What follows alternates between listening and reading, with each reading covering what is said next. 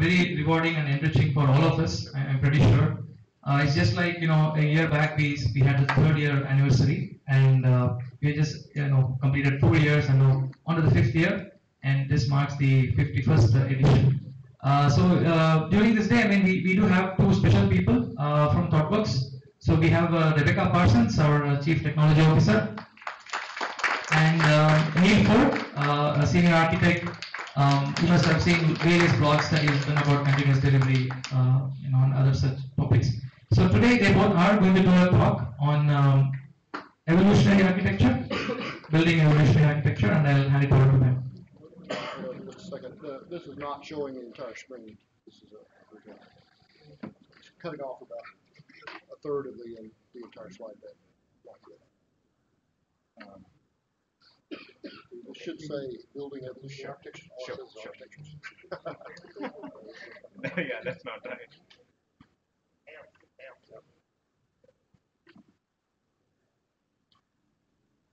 Trying to understand.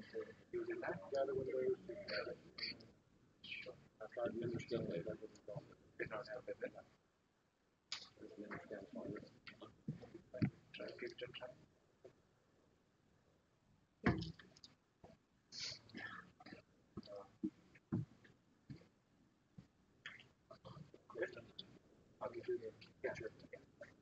Sure.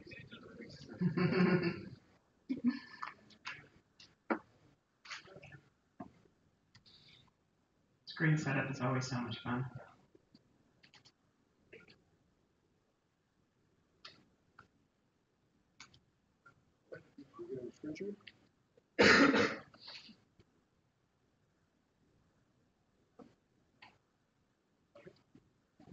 Okay, we're good. Thank you. Okay. Okay, now the first rule of debugging is make sure it's turned on. So it looks like we've got the technical details worked out now. So welcome everyone, thanks for coming. And we're happy to be here for the 51st edition, in the second half of the century toward feedbacks. So we're here tonight to talk about the book we just wrote called Building Evolutionary Architectures, about building systems that can withstand change over time. So let's talk about what it takes to build architectures that can support constant change.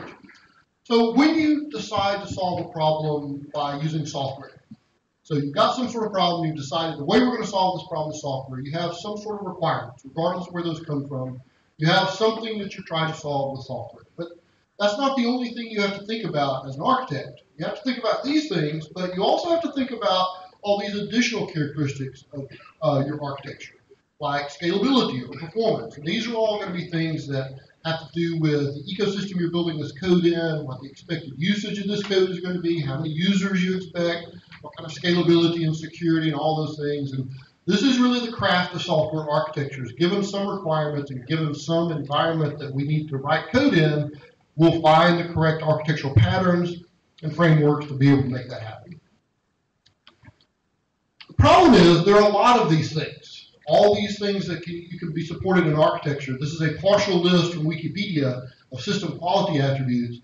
And we refer to these things as the illities of software architecture, because so many of these things end in the word illity. But the problem here is that you can't support all of these. And in fact, it's difficult to support even some combinations of them because they are counter each other. So for example, you can't, if you build a high performance system and you want to increase security, it's probably going to reduce performance some. So you have to spend more time doing encryption, doing secret hiding and those sorts of things. So very often, excuse me, these characteristics play off of one another. And so this is part of the craft of software architecture. And this is why you hear the word trade-off used so often with software architectures, all these trade-offs. What we're trying to do in this book is to add another item to this list, which is the idea of evolvability. But what does that mean to have an evolvable software architecture? Well, let's say that you've chosen a particular architectural pattern because of performance, and that's a really important thing you've identified for your architecture. To say you have an evolvable architecture means that as you make change to the system, that characteristic doesn't degrade or get worse. In other words, once I've chosen the important things about my architecture, as change happens, I preserve the importance of those things. in my architecture. And then so in many ways, evolvability is a meta characteristic because it wraps and protects all these other characteristics. So an evolvable system would protect performance and scalability and all the other things that we've chosen as our architecture. Now, I said the word change, and change is interesting because change really exists in two different forms for us. We think of it as one thing, but it's really two things, at least. It's business-driven change through requirements, and it's also ecosystem change driven by the nature of the world we live in. And for the past 20 years or so, with agile software development, we've been attacking this business-driven change through requirements. This is where we get concepts like a test pyramid. And in fact, most of the books that have been written about agile software development are trying to attack this problem of how do you manage constant business change. And we've gotten better and better at this over time because we've been focusing really heavily on it.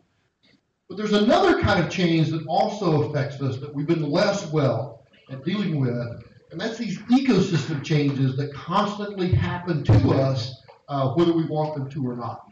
So let's talk for a second about the software development ecosystem where we all live and work on a daily basis. So if you think about the combination of all the tools and frameworks and best practices and approaches we have for building software up until about 5 minutes ago, that is the software development ecosystem, and that's where we live and work. And it's in an equilibrium, but it's an extremely dynamic equilibrium. In other words, it can change fundamentally in unexpected ways without notifying you at all. A great example of this dynamic equilibrium is when Docker hit our ecosystem a few years ago. Now, even if you're not using Docker yet, as soon as it hits our ecosystem, it changes the way you make decisions about things. Because now, suddenly, there are a bunch of brand new capabilities in the ecosystem that you can take advantage of, or you might choose not to, but it fundamentally changes the way you make decisions about things in your ecosystem because this brand new thing is now there in that ecosystem. That's what we mean when we say that we live in an extremely dynamic ecosystem. We metaphorically compared this in the book to a unicyclist who's juggling flaming torches.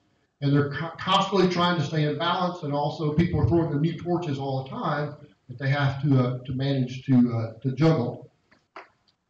But this creates a real problem for us because everything changes all the time. And in fact, the pace of change is getting faster and faster. And this is a real problem for roles like enterprise architects because part of the standard job of an enterprise architect is supposed to be long-term strategic planning. And this idea of making 5- and 10-year strategic plans for software assets. But we believe that that world is gone now, that it makes no sense to try to do 5-year planning. And I've been meeting with a lot of enterprise architects around the world, and I've been posing a wager to them, and nobody will take me up on this wager. I mean, I'll bet you can't predict what JavaScript web framework you'll be using in 2 years. And you can't predict that because it probably hasn't been written yet. How are you supposed to do long-term planning in an ecosystem that can fundamentally change at any time and invalidate all of your plans? But why do we want to do long-term planning anyway? We want to do that because change is really expensive and it takes a long time. But what if change weren't expensive and didn't take a long time? That's this idea of building an architecture that's expecting change, not trying to avoid change. If change is going to be a natural part of our ecosystem, we should get better at building architectures that can accommodate that change and keep going, rather than have to stop what we're doing and retool and restructure everything in our world. Because long-term planning is not possible when things constantly change in unexpected ways.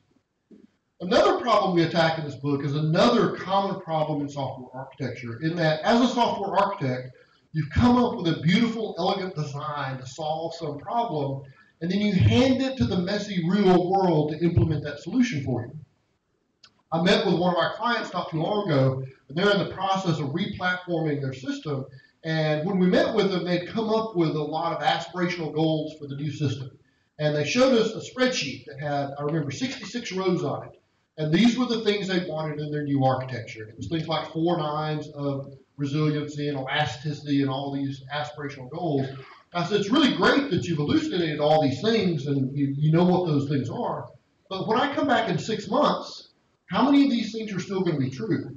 And maybe more to the point, how easily can you tell me how many of these things are still true in 6 months? Which is another way of posing the question, once I've built an architecture for a particular reason, how can you prevent those characteristics that you chose that architecture for from gradually degrading and getting worse over time? The answer to both these questions, of course, is this idea of an evolutionary architecture. So let's look at a definition. So when you're writing a book that coins a term that people haven't really been using, one of the things that you have to do is define that term. But before I define the term, I want to talk a little bit about the context of the term. So Neal and I have both been talking about evolutionary architecture for years. And the first time I heard Neal talk about it, he actually was calling it emergent architecture. And he and I had a rather spirited intellectual discussion afterwards, because I actually think that's a very bad name for it. If you go back to that unicyclist, all that unicyclist cares about is not falling onto the sidewalk. And there's no other finesse to it. And when you think about design and the concept of emergent design, you have a pretty standard definition, independent of application, independent of domain, independent, in some cases even of programming language, of what constitutes good code.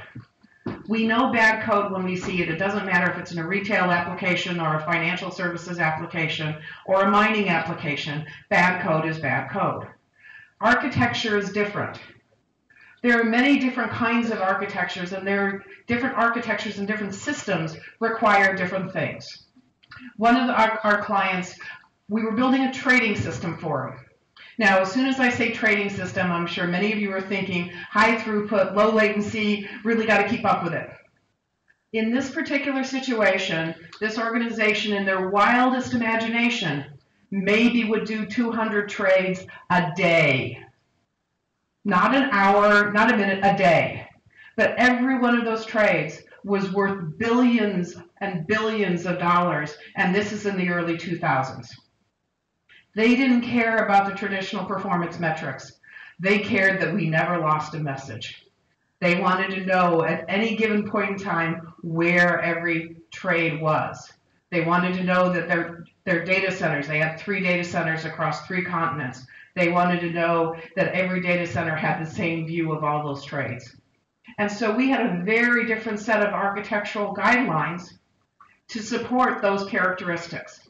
What constitutes good architecture is specific to a system, specific to an industry, and in fact specific to an organization. We worked with another firm in the UK, a retailer, and we would be discussing architectural possibilities. And the first time they said, but what happens if we lose Scotland? I had no idea what they were talking about. Several years ago, they had had a catastrophic communication failure in the infrastructure in the country. And for several days, they could not communicate with their stores in Scotland. And it had an enormous business impact on them. Now, I don't know how many of you have an organization that would take as an architectural requirement, and it has to work if we lose Scotland. But for this organization, this was so ingrained in their organizational memory that this was a fundamental architectural requirement. And we ended up with this architecture that was really kind of bizarre, but it was there to support both highly centralized computing, but work just in case the individual stores could no longer communicate with the central server. So what constitutes good varies from system to system. And so we can't have this common definition of a good architecture. It's going to depend on what's important in a particular situation. And so we need to take that into account. Now, I also want to talk about another possible phrase we could have used, because lots of people say, why don't you call it an adaptable architecture? You want it to be able to change. Well, you want it to be able to adapt. Why don't you call it adaptable? In general, when I've been talking to architects, when they say adaptable, they mean, well, I think I can figure out the kinds of changes I'm going to have to take into account. And I'll put in a configuration parameter over here, or I'll put in a plugin architecture over there, or an abstraction layer that will allow me to swap things out. in different situations. But the key thing is they think they know where the change is going to come from and that they can anticipate it. And then we can build scaffolding code and plug-in architectures and all of these things to support this anticipated change. But that doesn't solve the problem because we can't anticipate where that change is coming from anymore. And so all you've done is build lots of additional infrastructure for these adaptations that may not happen and may not help you when the real change comes and may in fact make it harder. And oh, by the way, you've got more code, which means more bugs, and it's harder to maintain and it's harder to understand. And so why would you do that? So we wanted to stay away from that because we want to drill home the idea that we cannot anticipate where these changes are going to come from. And that's why we call it evolutionary. Now I'm drawing, I used to be involved in evolutionary computation, drawing a lot of the terminology from that, from genetic algorithms and things like that. Here's our definition. An evolutionary architecture supports guided incremental change across multiple dimensions. And we're going to drill down into each one of these parts of the definition. But guided, not surprisingly given the name, is the most important one. So when we're looking at guided, what we're saying is we have a definition of good. For this particular trading system, we were focused on the reliability and the traceability of the messaging infrastructure and the consistency between the different data centers. That was what constituted good. In other situations, it may be security requirements. There may be data architecture requirements. There are all kinds of things, but you are going to decide what constitutes good. What are the things that are going to have the greatest impact on the success of your system? If we would have focused a lot of attention in that trading system on performance, that wouldn't have gotten us anywhere. They didn't care. We could have written horribly, horribly inefficient code, and it still wouldn't matter. We needed to focus our attention someplace else. And so you need to, in the beginning, decide what are the things that are important in this context, because those architectural characteristics are the ones that are going to determine all of the decisions you make around tooling, around fundamental software architecture, around the kinds of tests you're going to run, where you're going to spend your time. And that's what we mean by guided. And we codify these things in something we're calling fitness functions. So an architectural fitness function is designed to specify what constitutes good for a particular piece of the architecture. And the important part of this function is the fact that you and I will always agree on whether or not it passes or not. If I give you a system design, if I give you a piece of code, if I give you some kind of running system, you and I will agree on whether or not that fitness function passes. So it can't be ambiguous. We can't have something like, I would like a pretty user interface. What does pretty mean for a user interface? I want maintainable code. What does that really mean? So all of these things, instead of saying something ambiguous, we want a communication of the specifics of what is required of the architecture. And this is a way for the central architecture group to communicate to all of the different delivery teams, these are our expectations. This is what constitutes good. Here are your guardrails. If you play within those guardrails, you're good. As long as the fitness functions pass, I don't care what you're doing, because I have codified as the architect my expectations for components of the system into these fitness functions. So let's talk a little bit more about this notion of guided. As I said, I've got a background in evolutionary computation. I saw a talk where they had used a genetic algorithm to design a new airplane wing. And what they put in the objective function for this, for the fitness function, was simply the aerodynamical characteristics. And they came up with this thing that all the engineers looked at and said, your code clearly has a bug in it. This makes no sense. But then they actually went through and computed it and realized that, yes, this is actually, from an aerodynamic capability, much more efficient. Difficult to manufacture, difficult to maintain, probably wouldn't maintain structural integrity if it was actually on an airplane flying. But it was very efficient. So that they had a fitness function, they had something that they thought constituted good, but really was not the right one. So the key part of these architectural fitness functions is they allow us to evaluate an architectural characteristic. A question that we've been getting as we've been giving this talk is a question around, so how is a fitness function different from an acceptance test? And part of the answer is, if you have to talk about the business domain, it's not an architectural characteristic. When I'm talking about does a particular update to a customer record succeed or not, I can't talk about that without talking about the customer, and that's the business domain. However, I can talk about it has to be able to support 10,000 concurrent users. You have no idea what kind of system that is. If I gave you that as a characteristic, as an objective, you have no idea what kind of system I'm talking about. That's an architectural characteristic, and that is a perfectly valid architectural fitness function. And that's what we mean by guided. We are going to take for all of the critical ilities, all of these critical architectural dimensions that are important in our context, and we're going to codify them through one of these fitness functions so that we know as a delivery team what the architect is expecting us. This is her way of communicating what is required from this overall organizational function called architecture. So Neal is going to talk now about the second and third aspects of this definition.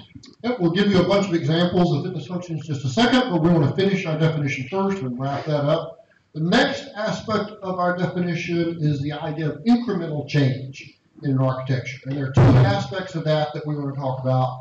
One is on the operational side, about how you deploy new code into an ecosystem from an architectural standpoint. And the other is one that we'll touch on a little bit later, which is the developer side of how do you make sure these fitness functions get applied on a regular basis.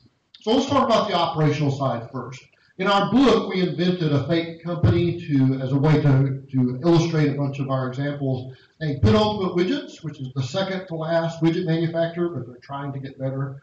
And Penultimate Widgets had a catalog page where they're selling widgets. And so within their architecture, they have a star rating service, which is the thing that handles when a user says, I want 5 stars for this widget, that star rating service manages that.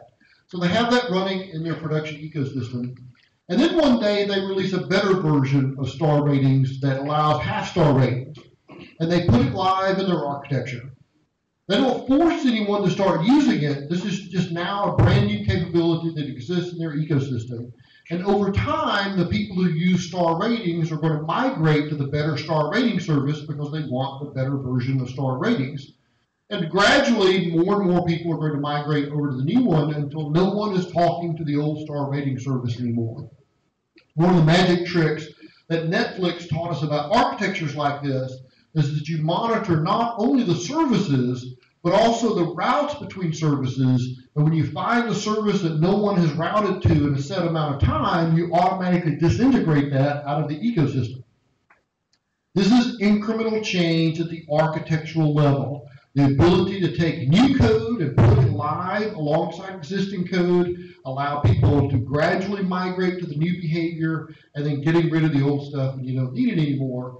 This is an idea, an example of an evolutionary architecture. So that's the operational side of incremental change. Last part of our definition talks about multiple dimensions, and this is really just the awareness that if you're trying to build an evolvable software system, certainly the architecture is a big part of that, but that's not the only part that you have to worry about. You'll notice even in the diagram that we show, we talk about architectural characteristics like auditability and performance, but we also talk about things like relational databases, because data and code have a symbiotic relationship, and you can't evolve your code if you cannot evolve your relational database schema. And so we have a chapter in the book called Evolutionary Database Design. But really that chapter in our book is not much more than a symlink to an entire book called Refactoring Databases by Scott Handler and Pramod Sattelage, who's one of our colleagues, that was released 10 years ago. And in fact, the subtitle of that book is Evolutionary Database Design. It turns out to have an evolutionary architecture, you also need to have an evolutionary database design Fortunately, that book was written 10 years ago. It is still available at booksellers everywhere. But we also have to worry about things that have traditionally not been included as part of architecture, like security. But that is another architectural characteristic. Remember our definition of an architectural fitness function is that anything that verifies the integrity of some architectural characteristic, and security is one of those. So the idea of multiple dimensions is you have to think about all the moving parts of your system to evolve, not just focus on the structural aspects of the architecture. So that's our definition, and that now gives us enough context to give you the agenda for the rest of this talk. The first part of which is a lengthy definition of software, of evolutionary architecture, which we've just done.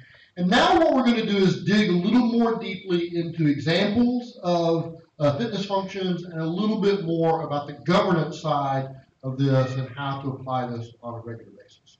So let's talk about some examples of fitness functions. Okay.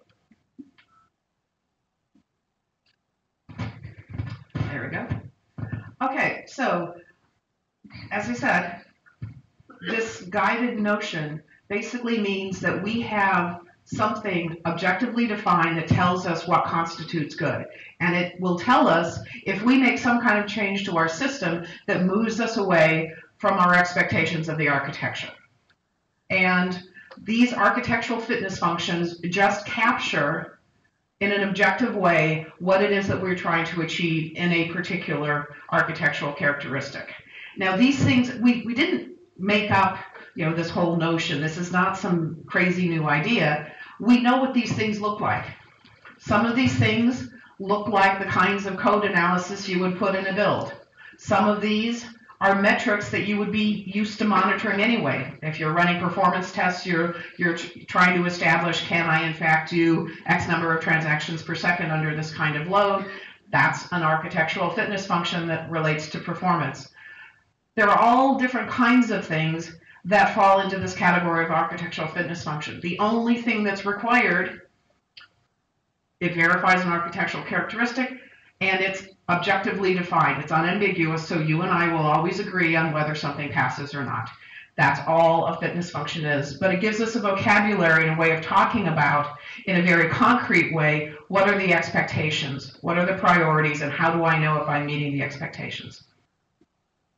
So we've talked about these multiple dimensions, and we're going to potentially have fitness functions that talk about different characteristics across these different dimensions. And we want to get very concrete. Now we've got several different categorizations for fitness functions, and I'm only going to talk about basically two different categories of types of fitness functions, but we want to give you some concrete examples because this is probably seeming a little abstract at the moment.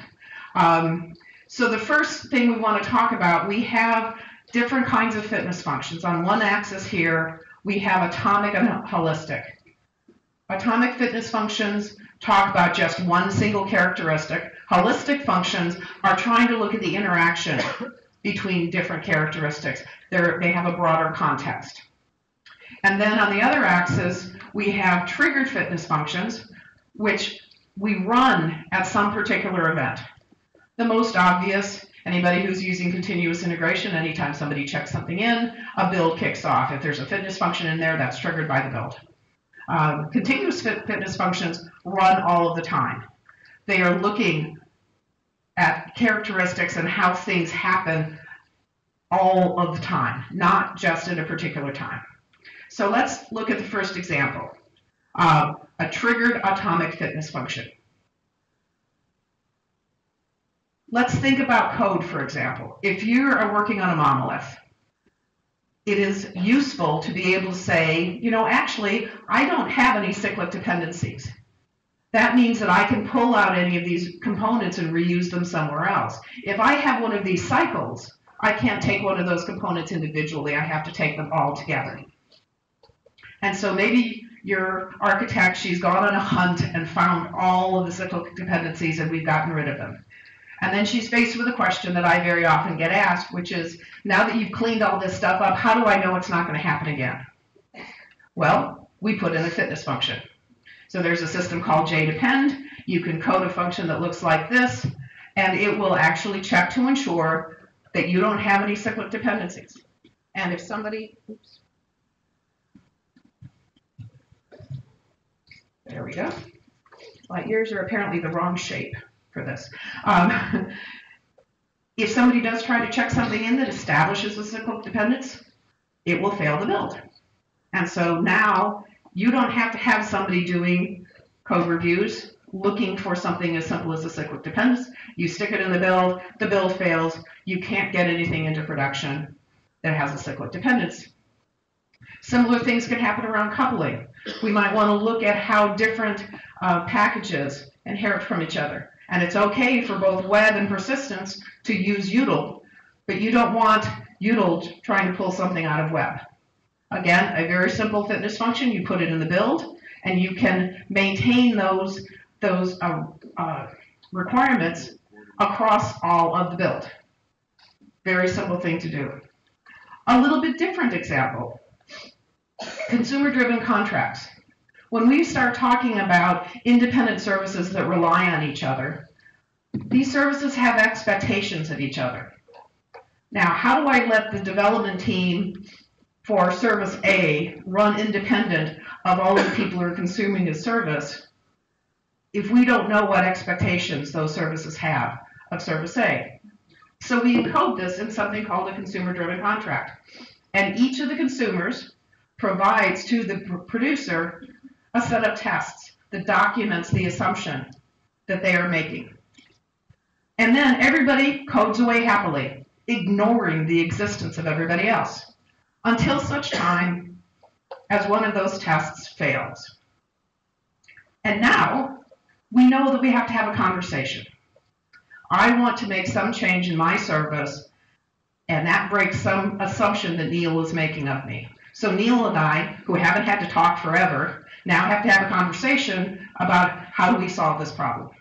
We can't make the problem go away, but we can allow my development and Neal's development to go completely independent of each other until such time as we have to have a conversation. We sort it out. We run the test again. We notice that not only did the fix take care of the problem with Neal, but I still haven't broken my contracts with the others. And so those other teams never need to know about this conversation that Neal and I are having because their requirements are in some ways independent of his. This is another kind of fitness function. The architectural characteristic here is integration. And integration architecture is a critical part of how we look at software architecture. So let's look at another example. Let's look instead at something that is triggered and holistic. So again, a holistic fitness function is looking at different characteristics at the same time. And in fact, this is what a lot of architecture is about. Architects talk a lot about trade-offs. You can't, for example, both maximize security and maximize performance. I'm not saying you can't have a performant, incredibly secure system, but you can't maximize both. Because to maximize security requires heavier and heavier encryption, which takes a lot of time to compute. And obviously, if you didn't have to compute that, you could get better performance. You can't maximize them both. We have to make some kind of trade-off, decide what is the minimum level of security and performance that we can accept. Here's another example. We're thinking about scalability. And we have a test that looks to see whether or not a particular service, for example, has the right elasticity characteristics and will scale with different load. And it passes. Great. But to do it, we have to turn on caching. Okay, fine. Now, we have a second test that is looking at security. And in particular, it's looking at stale data. And we run that in isolation, and it works great. And then we look at them together. And because of the caching, we have stale data, and this holistic function fails because we can't use the particular caching strategy we're using. It gives us too much stale data. Holistic function, it's looking at the interplay between different architectural characteristics.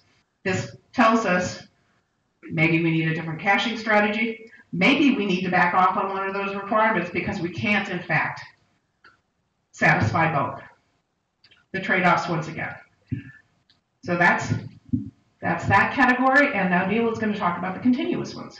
Yep. So all the triggered ones are triggered by some action, like a developer running a test, or CI, or continuous delivery pipeline kicking off some sort of build. Continuous things run all the time. And so let's talk about examples of atomic continuous fitness functions. Most of these are the realm of operations and DevOps. So these are tools like monitoring and forensic logs. So for example, let's say you have a monitoring tool that's monitoring the amount of time it takes for transactions to transact within your system, and you set up a threshold on it that says if transactions take longer than this amount of time, then raise an alert. That is a fitness function because it's verifying that architectural characteristic, which is transaction time within my system. So these are mostly the realm of things like monitoring tools. So a really common practice in microservice architectures, for example, are synthetic transactions. This is a way you can test both the accuracy and timing of things like transactions by inserting a fake transaction in your system, timing it to make sure that you know what's going on, and then throwing it away before you actually commit it. Very common in microservice kinds of systems. Another common practice in microservice environments are correlation IDs so that you can track the individual instances that get visited, and as you invoke a service and it manages that request, and you might do timing or other sorts of operational things around that particular request as well. So these are good examples of continuous kinds of things that run on a regular basis. The most complex of these fitness functions, but in many ways the most powerful, those things often go together, are holistic continuous fitness functions. And the best example of one of these that already exists out in the world is Netflix's Chaos Monkey. I'm sure you're familiar with Chaos Monkey, but when Netflix decided that they wanted to move all their operational aspect to Amazon Cloud, or Amazon EC2, they realized that they didn't own their operations, and they worried about that because what happens if it misbehaves in ways they can't predict? And so they built the Chaos Monkey, which would go and sit on an AWS instance and start making it misbehave so they could see how their architecture would react to it. And they have since created and open sourced an entire simian army of all different kinds of monkeys that do different kinds of things to their architecture. I live in the U.S., on the East Coast, and you probably, and I have one of those Ring doorbells that, you know, when you press the doorbell, you get a little video of people walking up to your door. About 8 months ago, you probably remember, Amazon East went down, and there was a great forensic write-up about that. Lack of automation, allowing some developer to type 100 into a place that they should only be able to type 10. That's kind of beside the point. But the point of this is that Amazon East was down. And when Amazon East is down, the fancy Ring doorbell, all the magic drains out of it, and it's just a regular doorbell because you don't get little videos anymore because it's obviously using Amazon to do that. But when Amazon East was down, Netflix stayed up because of the Chaos Gorilla. Because they wondered at some point, what if an entire Amazon data center goes down? So they simulated it to see what would happen, and their architecture withstood that. Now, this is a great example of this concept of a fitness function, because it's not like they run the Chaos Monkey at 3 o'clock on Tuesday afternoon. The Chaos Monkey lives in their architecture. So if I'm a Netflix engineer and I try to write a service that's not properly resilient and try to put it into production, the Chaos Monkey's just going to kill it. So I don't have the option not to write to the architectural standards established by the Netflix architects. One of the simian army is a monkey called the Doctor Monkey. And all the Doctor Monkey does is when a new service appears, it goes and makes sure that the RESTful endpoints are configured correctly, and if they're not, it kills that service back out of production. As a Netflix engineer, I cannot write a service that has misconfigured RESTful endpoints because I have a real-time check running in my architecture that guarantees that I cannot do that. That's a very powerful mechanism. And this is a chore that has traditionally been managed by governance and by setting policies. Make sure that you configure your REST endpoints correctly. But it's really hard to go back and check that on a regular basis. When you have a fitness function like this, it's checking it real time, and you literally can never get any code live that violates one of these premises, one of these rules that you set up as a fitness function. So that's a great example of how powerful this concept is. And if you look at this, Rebecca worked on a project at one point and created this spider chart of how well they were doing on particular fitness functions. And these are the common kinds of things that you see for architectural concerns, auditability, configurability, data security, etc., including this one, which is for legal requirements. Now, clearly we love automated things in this world, but we have not yet managed to automate away lawyers. We're still working on it, but it doesn't look very promising, and it's not going to happen anytime soon. So as much as we want these things to be automated, some of these are going to be manual, which is okay because deployment pipelines accommodate manual stages. So don't think that all these things have to be automated to be useful. What we're trying to do here, we're trying to get a perspective shift to happen with architects.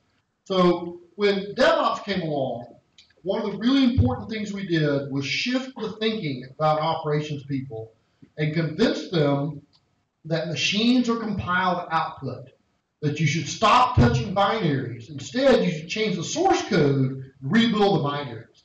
And once we got that mind shift over, that was a huge improvement. We're trying to get the same mind shift to occur within architects, that architectural characteristics are evaluable things. I think architects have been too vague too long, because architects are too likely to say, we want a maintainable system, and then drop the whiteboard marker and walk away. But what does that mean? We want you to codify what you mean by maintainable. Does that mean characteristics about the source code? Does this mean characteristics about the architecture, the way it's designed? We want concrete, objective things, as Rebecca said, to evaluate, are we meeting these criteria or not? We also have this concept of a system-wide fitness function, which is the aggregation of all the fitness functions in the system. And it's not like this is some sort of test that you would ever run, but again, toward this mind shift, we really want to treat all the things that verify architecture as the same kind of thing. They're all fitness functions of one kind or another. So for example, let's say that your team has fought the good fight and managed to get your cycle time, the amount of time it takes you to get into production, down to 3 weeks. But in your organization, you have a security silo, and they have to look at your code before it can go live, and they only look at your code every 2 months.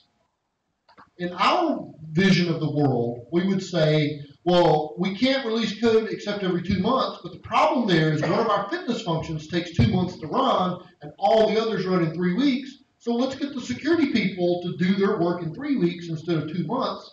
By treating them all as the same kind of mechanism, you get some unification and some common behavior across all these different fitness functions. I mentioned before the spreadsheet I did, we codified this in the book. The nice thing about being able to codify and elucidate all these architectural characteristics is you define them and know what they are. But if you put them in a spreadsheet, there's no way to verify the things after the fact. But if you go back to that client that I was talking to, and instead of defining all these things in the spreadsheet, let's define them as fitness functions instead.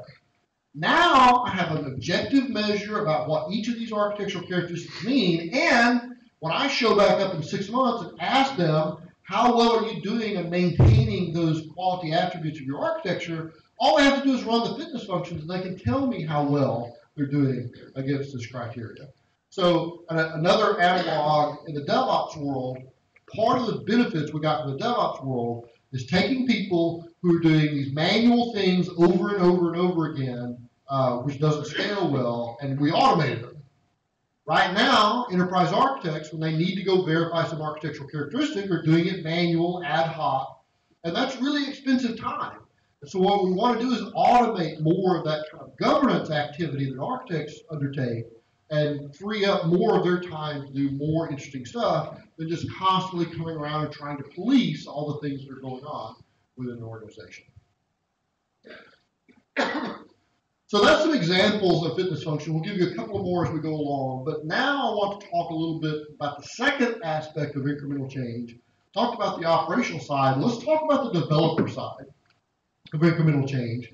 And this points to the fact that much of our work builds on work that has come before us. So we assume things like continuous delivery and continuous integration. And one of the really nice things that continuous delivery gave us as a concept is this idea of a deployment pipeline. sort of continuous integration on steroids in that it's triggered anytime you check in code, but unlike a continuous integration server, a deployment pipeline has multiple stages. And the idea is that you put more and more sophisticated verifications as it moves through the stages toward getting more and more closer to production ready. And it turns out this is the perfect mechanism to apply our fitness functions. Because one of the things you want is for these things to be applied on a regular basis to make sure, so for example, performance. Now you could build a manual performance fitness function, but then forget to run it. And now you've been working on your code for a month, and oh yeah, we've got that performance fitness function, and you run it, and now your performance sucks. And now there's 1,000 check-ins between the last time you ran it and now you have a detective problem. Which one of the check-ins destroyed my performance? If you run that every time you check in your code, then you find out exactly the day that your performance started degrading because you have a really good check in place to make sure that doesn't happen. So let's talk about some examples of where this is really, really useful from a governance standpoint. So, and some clever uses for fitness functions. So I was working, like we said, most of these things are things that already exist out in the world. We just invented a new term for them. So we can kind of scoop them up and treat them as the same thing. So I was working on a project many years ago. When I'm an architect on a project, I always put some sanity codes, static code analysis and metrics and other things into the build to make sure that weird things are not happening. So I was working for a company that had a lot of junior developers. They were worried about code quality for junior developers. And so they had some fitness functions in place that check some common things like cyclomatic complexity. It's a well-known metric that checks the complexity of a function or method by looking at the number of lines of code and how many decisions, et cetera, in it.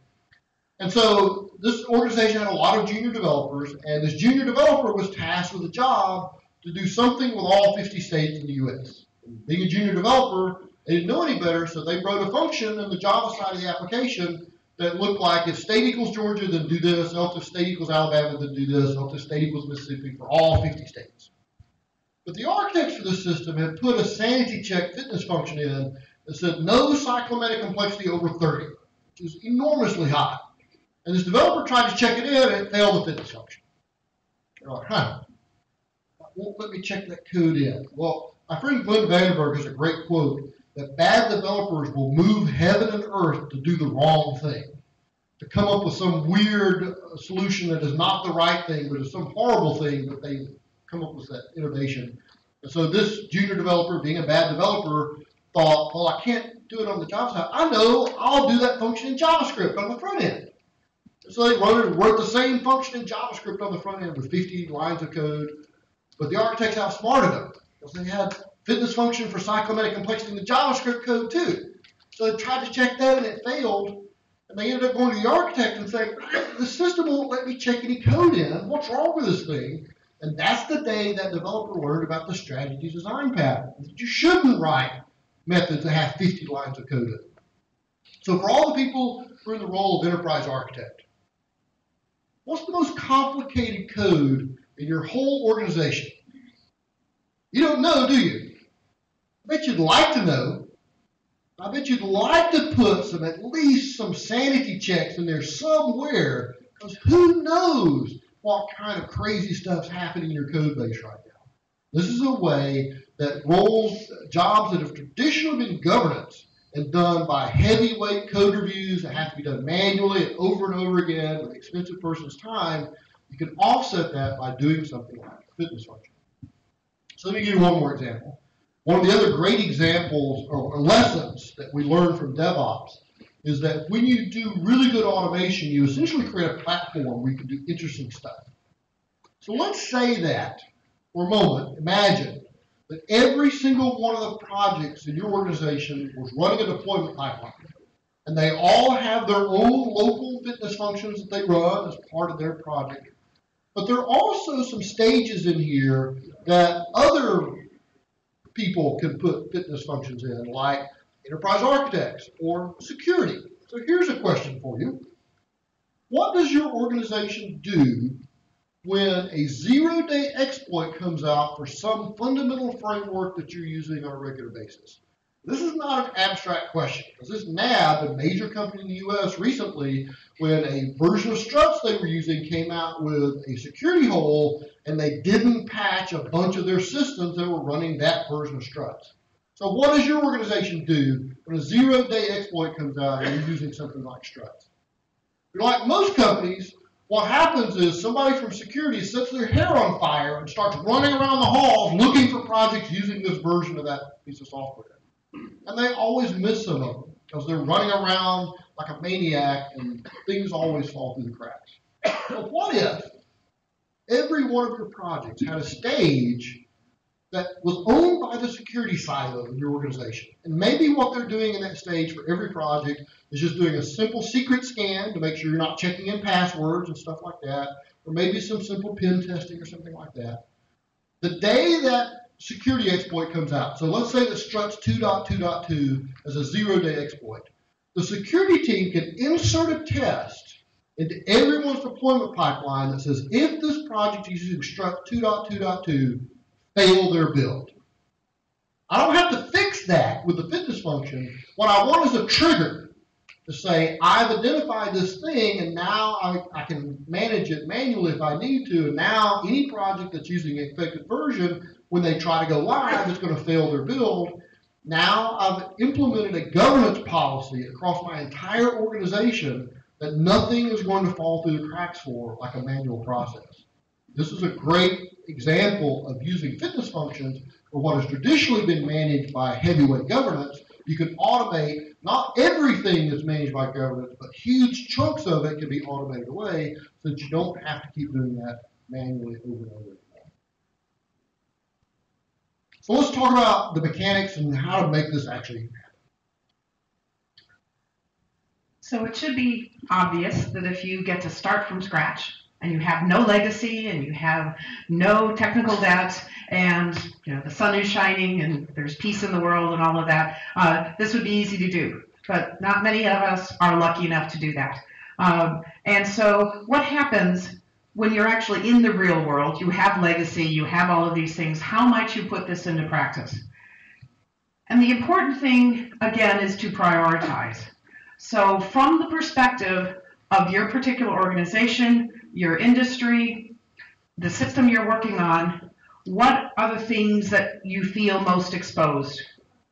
Where do you think you're farthest away from having the level of flexibility and the ability to adapt and change and respond to all of these different architectural and ecosystem changes that are coming at you? Where do you feel most exposed? In that trading system, anything having to do with performance didn't matter. Innovations in communication infrastructure, that we were really interested in because we were doing a lot of work, and if messaging middleware improved, we wanted to take advantage of that.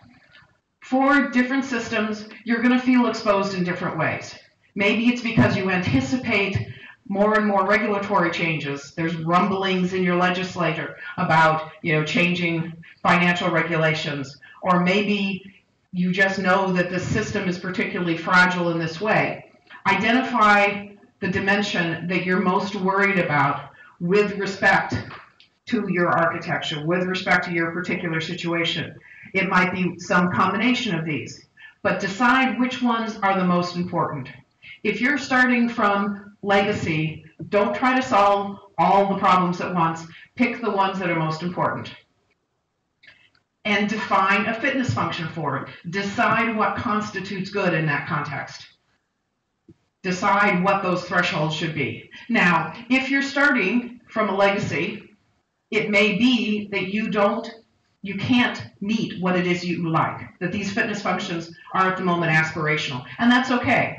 It means you don't want to break the build on them, but you still want to run them, and you still want to monitor them, because what you want to be able to find out is how you are progressing. You want to stop any new deterioration, but you also want to see that maybe you're making progress, that some of the changes that you're putting into the system are in fact improving your adherence to this particular architectural characteristic.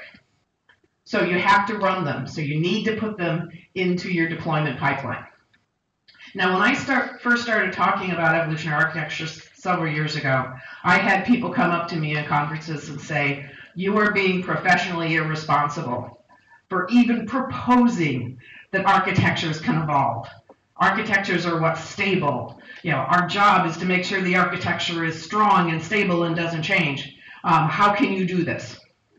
Now, people are saying, "I don't necessarily know how to do it, but I know I need to." Now, I am saying to people, to some extent, you are professionally irresponsible if you're trying to do some of these things and you don't have the rigor of a deployment pipeline.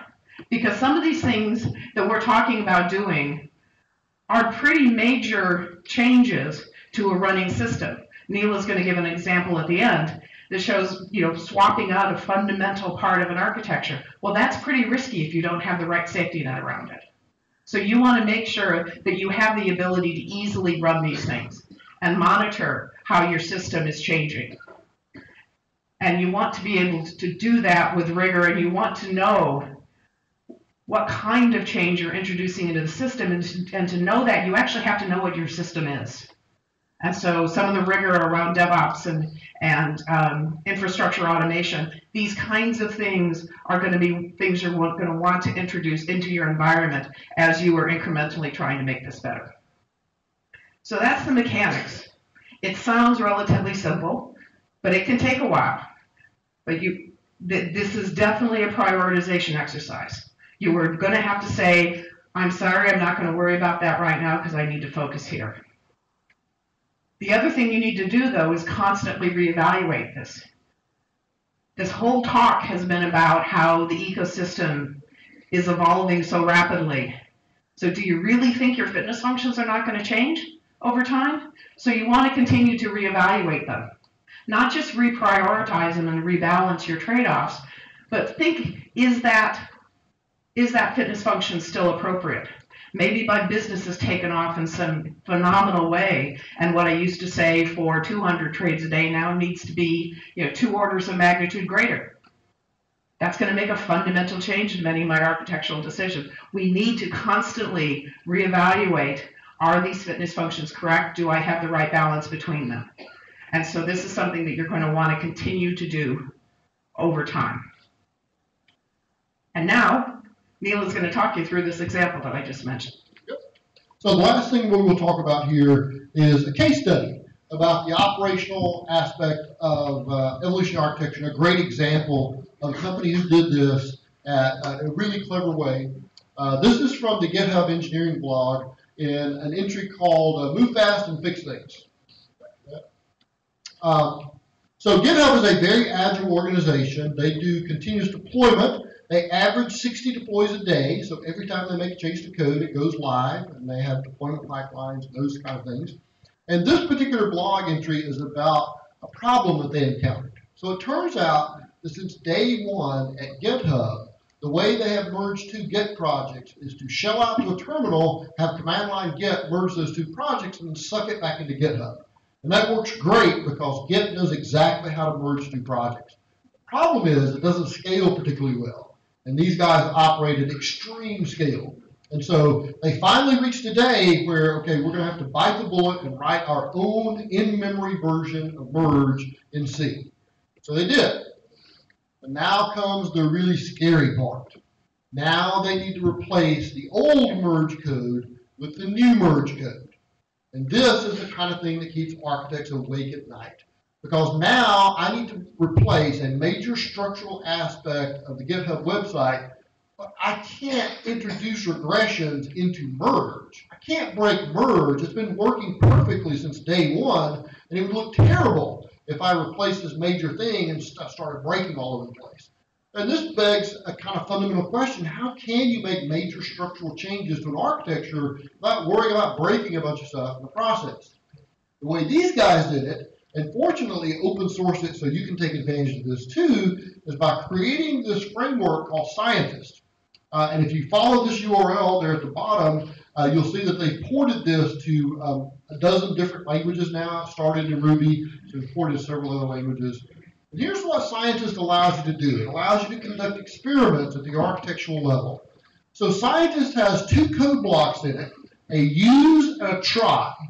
The use block is the old code that used to always run, and the try block is the new stuff we're trying out. So when you fall into an experiment in scientist, it decides whether or not to run the try block or not. So for the merge experiment, they were running the try block for 1% of the requests that came in for merge. It always runs use, and it always returns use to the user who made the request. And so the worst case scenario, if you fell into this experiment, is you get exactly the answer back you would have gotten otherwise. But it also runs try in the background. It randomizes the order, measures durations, compares the results, and swallows any exceptions, and then publishes those results. So when you look at the results of this experiment, this is when they first put it live. So they're running a little over 2,500 merges at 2:20 a.m. And along the bottom here, there's some little tiny ticks that you can't see of places that mismatched. So if I zoom in on the bottom, these are the number of incorrect or ignored matches. So these are the places where use and try disagreed. So these are bugs in their new code that they need to go chase down and figure out why these things are different from the other. But if you also look at performance, this is the performance graph right after they went live. Where the green line is the new code, and the blue line was the old code. So the new code is definitely meeting the performance criteria that they were after. They found a whole bunch of really interesting little odd bugs during the course of this experiment. My favorite one is, and this is a geek night, so you guys will appreciate this because you're all self-professed geeks, I'm guessing. So one of the problems they found was that, and this is in the old code, in the old GitHub code, was if somebody sent in two projects that had exactly 768 merge conflicts, GitHub would come back and say, merge successful. What? And so they tried to figure out, so this is one of those cases where they said every edge case appears almost instantly. And here's what they finally figured out. So remember what the architecture of the original system was. Shell out to a terminal, have Git do the merge for you, but now I need to send the number of merge conflicts back into GitHub. Where do you think they put that? The return value of the shell script. What happens if you send max int plus 1 errors to that shell script? Max int will roll over the number of returns back to 0, which means success. And so it turns out that traditionally, if you sent any two projects had max int plus 1 number of merge conflicts, GitHub would come back and say everything's cool, when it clearly wasn't because all these merge markers were in there. This is one of those crazy edge case things they found in the course of running this experiment, and they fixed that in the old code, even though they're getting rid of it. So they ended up running this experiment for 4 days until they had 24 hours with no mismatches or slow cases, removed the old code from GitHub and left the new code in place without breaking anything. During the course of this experiment, they did more than 10 million comparisons between the old code and the new code, and so they were highly confident the new code was both more performant and gave the right answers before they got rid of the old code and left the new code in place. This is a great example of evolving an architecture while doing 60 deploys a day in a really, really agile manner without breaking a bunch of stuff and finding some incidental kind of other bugs laying around at the same time. It's a great example of how all these engineering practices together can allow you to do stuff that people think are really, really hard, which is major structural changes without breaking everything in the process.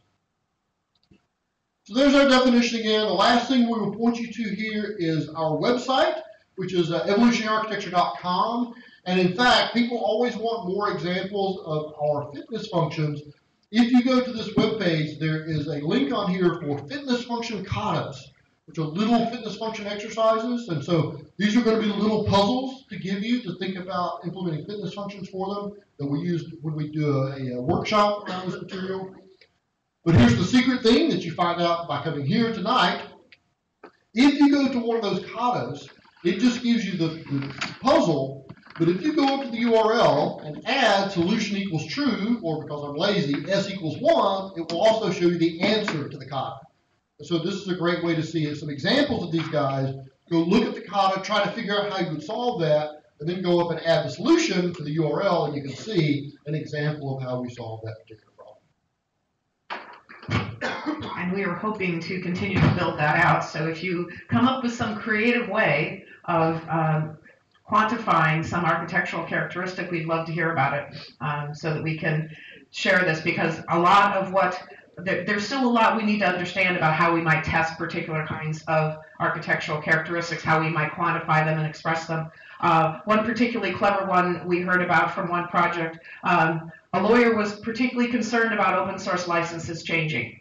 And so, yes, you could think about semantic analysis and all of that, but they said, no, let's just hash all of the license files and check every time we do a build. If the hash is changed, you fail the build, and you call the lawyer, and he checks to make sure he's still happy with the license file, and then you change the fitness function to whatever the new hash is, and you proceed. And that works really well, and there are actually lots of different situations you can imagine a simple fitness function like that working. So we're hoping that there's a lot of activity around figuring out clever and inexpensive ways of measuring some of these characteristics. And with that, we're finished talking about this subject, so we're happy to answer any questions you may have about it. Yes. Somebody who raised their hand, not only raised their hand, but also said here, so you get the first question for being proactive. So, as my name is Karthik, and I work for Bank of America on distributed systems. So, as both of you were going through your presentation, I couldn't help but think a lot about the Agile Scrum methodology, and how in Agile there are a lot of parallels to what you're saying about evolutionary architecture. For example, incremental, we have the sprint cycle. Your fitness function could be seen as acceptance criteria, somewhat more or less.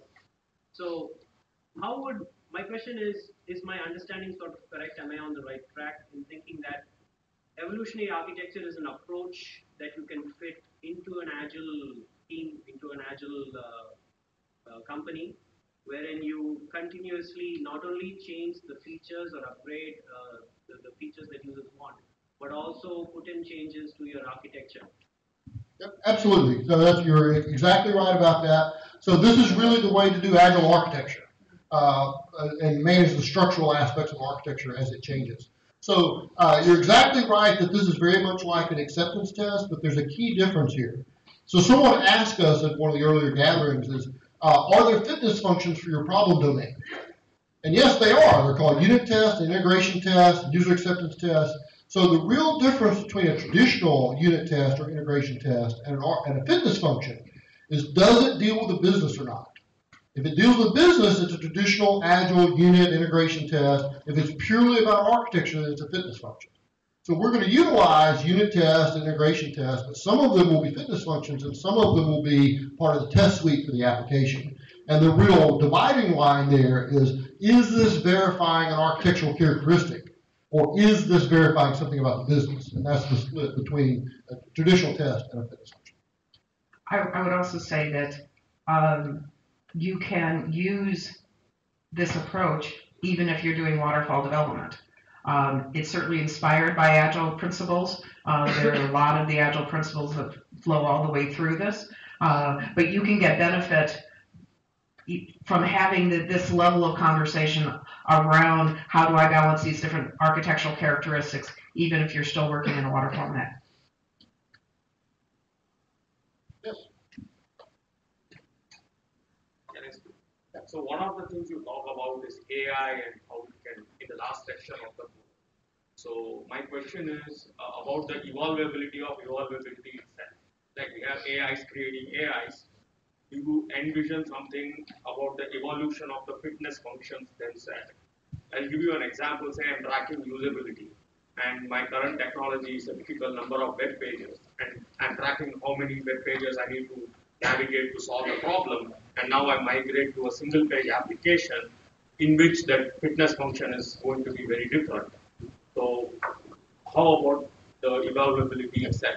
Great question, and thanks very much for reading the book, because you clearly have, so we appreciate that. The fitness functions will evolve as time goes by. So the other analog here is that we made some major changes to our business. Should we change our tests, our unit tests? Well, yeah, you have to, because you've made major changes to the business. The exact same thing is going to be true here. But maybe one of the things you care about is page load time as an architectural characteristic.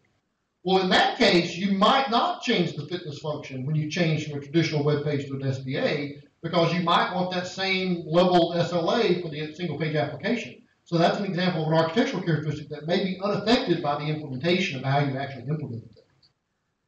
To answer your deeper question, we have a section in the book about some really advanced uses of this idea. And we fully anticipate that given all the machine learning and AI stuff that's coming along, and one of the things that machine learning and AI are great for is finding patterns in data sets that humans have a hard time finding.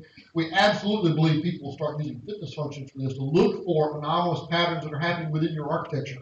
We have several clients from a security standpoint that are scanning to look for weird packets and other things that are happening in their architecture. I can see doing the exact same thing for weird patterns of, you may not realize it, but every afternoon at 1:55 p.m., you may get this huge spike across a bunch of applications in your system, and you don't realize it, but that's when, the sale comes out on Amazon that afternoon, and half the people in your company go there to see what the new sale item is. And, having some sort of pattern matching to be able to identify those things, it's hard for a human to see. So we see some really interesting sort of innovative uses like that we hope will develop.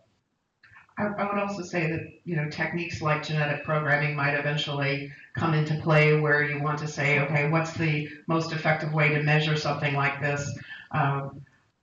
I think we ought to get to the basics first. There's a lot of infrastructure that has to be in place before we can do something like that, but it's obviously possible. So, from your perspective, how do you see the transition from DevOps to NoOps, especially with the things which are happening in the event-driven automation kind of things, where the players like Netflix who implements Winston using Stackstorm for all these things? So, do you believe that cloud and containerization is like leveraging those things and making sure that NoOps is in place at the right point of time right now? Yes, but I think NoOps is a bit of a misnomer. It's just somebody else's computer. It's not yours, but it's somebody else's. So we actually, one of the things we do in the book, so we obviously can't go through all the material in the book here because we wrote a whole book about it. But one of the things we do is look at the existing common architectural patterns, how evolvable they are. And we talk about serverless architectures, which is in that family of kind of NoOps kind of architectures. And those are certainly promising because a whole category of fitness functions around machine provisioning and that kind of stuff can go away. But there's still architectural characteristics you have to care about, like responsiveness. And there are a whole new set of fitness functions you have to worry about. Like, for example, if you're doing something in AWS, the spin-up time, if you're using something like JVM, can be significant. So a lot of people do hacks for things like, something that constantly pings the thing to keep it alive so it doesn't get quiesced and then have to spin back up and take this huge latency hit the first time through. There are other things that you have to worry about, like, there are a lot of limitations on how long a request can take now. And so you might want a fitness function that says, requests have to take place in this amount of time because the platform I'm using doesn't support requests that are longer than this. So I think it changes the flavor of your fitness functions, but I don't think it eliminates them. Some of them will certainly go away, but then there's a whole new crop of them that will come up. So this is a whack-a-mole problem. The game whack-a-mole where you whack one mole and another one pops up. So you whack one and another one's going to pop up.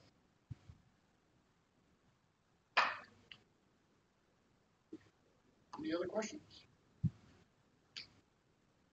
All right, I think there's cake. Oh, one more question and then cake. Sorry. So these fitness functions are, how do they exist on the normal testing platform, like, which has these functional tests, the unit tests and other tests? Where do they exist? Like, So typically for us, they would reside in a deployment pipeline. So typically what you're probably going to do is the first stage is going to be unit tests, running business stuff. The second stage might be atomic fitness functions, verifying architectural characteristics, make sure all those things are cool. And then maybe the next stage is functional testing, back to business level testing. So it's perfectly okay to mix and match these. We just want to make sure they get run on a regular basis. So we want these part of regular build. And so it may be different on different projects. Maybe the architectural concerns, you're not as worried about those, but you're really worried about breakages in business. So you may run all the business level tests, make sure they all pass before you start into their architectural stuff. But maybe the architectural characteristics dominate. So maybe you have a system that doesn't matter what the business is doing, if it doesn't meet elasticity guidelines, we're not going to release it anyway. And so those fitness functions may occur really early, but we want them to fail really fast, because if that's not true, then nothing else matters. And so these will get interspersed with the regular tests that you have in your system, but I anticipate all of them being run in some sequence and some mismatch between the two of them. And also there is the mismatch between the test environments and the production environment. So, so that will drive a lot of where you do these things. So atomic fitness functions are super easy to run because you don't need special environments to do that. Very often holistic fitness functions need an integration environment to run in.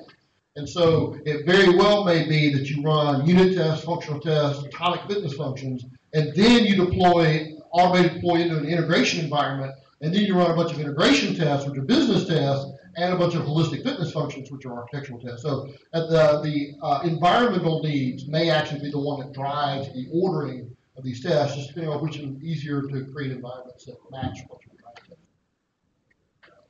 All right, I think we're finished for the night. So thanks very much for coming. We hope you enjoyed it, and we hope you go off and do some evolutionary architecture. Thank you very much.